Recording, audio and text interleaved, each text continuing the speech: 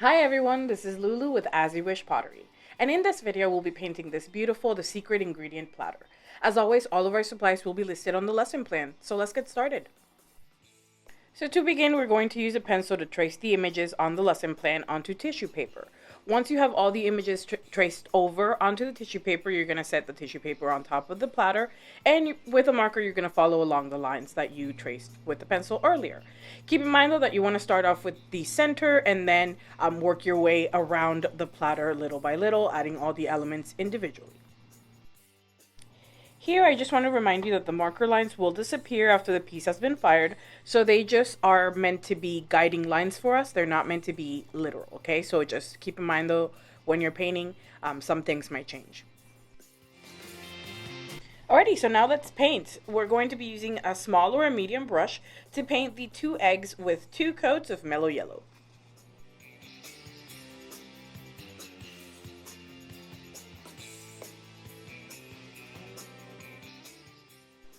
Next, we're going to use the small or the short detail brush to paint the front and the top section of the butter stick with 1 to 2 coats of Tweety Bird.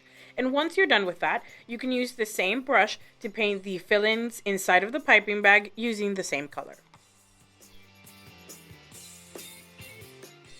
Next, you can use the small, the short, or the long detail brush to paint the side of the butter stick and add some shadows to the butter stick with 1 to 2 coats of water yolk.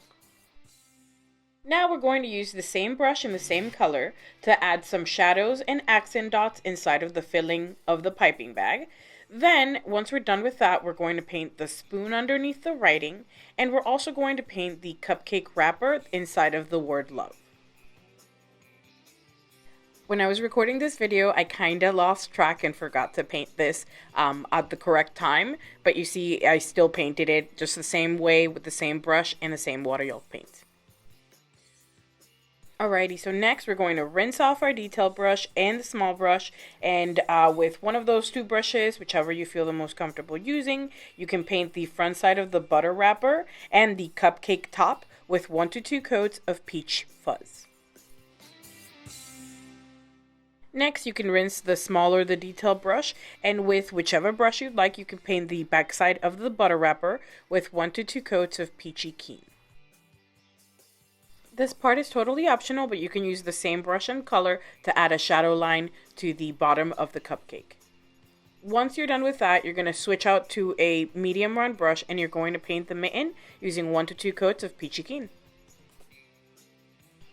Using the detail brush or the small round brush, we're going to paint the bottom part of the piping bag using 1 to 2 coats of jumping juniper. So something you're going to see in this little clip is that I like to use a small or a detail brush to create my shape first, and then use a larger brush like a medium or a small round brush to fill in the shape later. This just helps me control the size of things and the shapes of things as well. I'm also going to use the same brush to paint the handle of the whisk with 1 to 2 coats of the jumping juniper.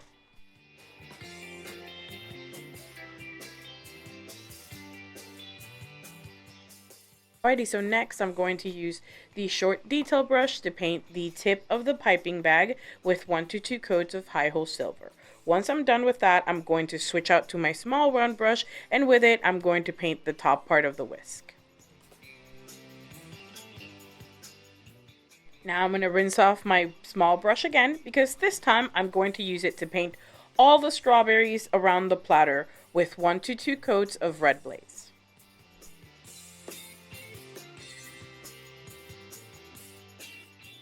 Here, I just wanted to show you guys that I switched to my long detail brush to paint the smaller strawberry, just because I felt a little bit insecure about doing it with a larger brush. And then once you're done painting all the strawberries, you're going to use the long detail brush to paint the handle and the inside of the mitten. And I'm also going to add some nice little grid lines to the oven mitt, and as you see, I'm keeping the lines minimal, so there's 5 across and then 3 the other way. I'm just trying to keep it as simple as possible. Now I'm going to rinse off my detail brush, and with it I'm going to paint all the leaves above the strawberries, and I'm also going to paint a little stem above the small strawberry with 1 to 2 coats of Kermit. And for the leaves, just kind of keep them wispy, do no more than 3 or 4, and remember to just make them kind of pointy at the edges, and that's it.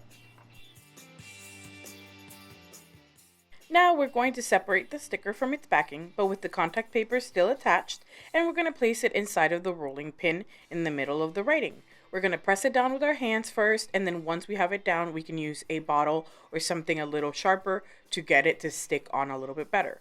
Then we're going to remove the contact paper carefully, and once all the letters are attached to the platter, we're going to use a detail brush to paint the outline of the rolling pin and paint in the rolling pin if you want to with the detail brush, or you can switch to a small brush once you have the shape kind of outlined. And for this part, we're going to be using 1 to 2 coats of Black Lab. So while we wait for the paint to dry inside of the rolling pin, we're going to use the detail brush to begin painting the larger letters above the pin with Black Lab. For this example, I started with the word the, with the letters the, and then when I was done, I stopped to make sure that the paint was dry enough, and with a anything sharp, you could use a wooden skewer, an X-Acto knife, or a paper clip, or a yellow pin, anything like that. All you want to do is gently peel up the letters and remove them one by one. I also used a dry brush to kind of brush off any excess paint and anything like that. I also used the eraser to just remove any dry paint if any stuck inside my letters. Alrighty, so once you remove the letters inside of the rolling pin, you can just go back to using the detail brush to continue on painting the letters with Black Lab. Remember that whenever we're doing writing, we want to start off with a thinner line, so try not to overload your brush and just pick enough paint to securely make a line or securely make whatever shape you're trying to create first. And then once you have it nice and built, you can go ahead and add a little bit more paint to your brush to thicken it up. And remember that 1 to 2 coats is plenty with the detail brush. It'll all be bright, and when it comes to black, it's a pretty solid color. Here, I just wanted to show you guys too how I'm doing the little swipes on the edges of the letters. They're just really easy. You just dip your brush in paint, and then you just drag it towards the edge or wherever you're trying to end it, and kind of pick up your brush as you're ending your stroke to create that nice little teardrop kind of shape.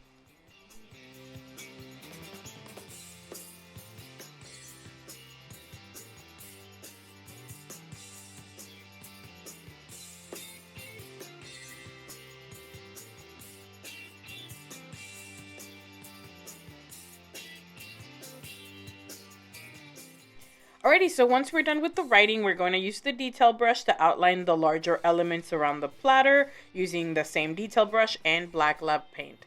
Keep in mind though that I like to take little breaks in between, so if at any point you feel like something's kind of hard and you're not sure how you're going to go about it, you can just skip that item and move on to something else. And remember that you can also outline whatever you want. You don't have to outline everything I outline. It is totally up to you to make it your own, and feel free to have fun with it. I try to make sure that my lines always seem whimsical and easy to do, and I just do that by nature, just because I'm trying to not overdo something, and I'm trying to make sure that my hand can make it all the way around. So if you feel like you're making things a little too complicated, just take a step back, slow it down, and just kind of only outline whatever you feel that is necessary and is important, and it'll make your piece stand out. Alright, so now we're getting towards the end of this project, and for the end we're going to use a medium square brush to paint dashes on the rim using Black Lab. To paint these little dashes, just dip the brush in paint and gently touch the edge of the bristles to the edge of the rim, and leave the space next to it unpainted, then do another dot and continue until the rim is done. And here's a little close-up of the finished and fired version. Thank you so much for painting with me today. Have a great one. Bye-bye.